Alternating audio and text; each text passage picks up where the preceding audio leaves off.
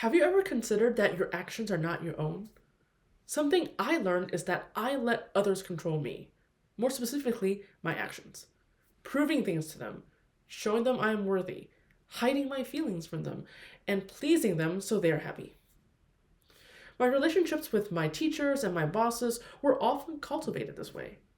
So my actions were controlled by them, what I thought I needed to do for them.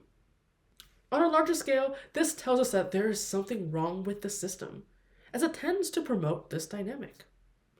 So as leaders, we can try to improve the system and nudge it forward. We can reflect on how we may be encouraging someone to prove their worth to us, how we may be discouraging vulnerability to our own detriment, and how we may be basking in the positive feelings of our people pleasing us. We can start doing the exact opposite. Check out the post in the link below for some ideas. I wonder, what are you able to see now?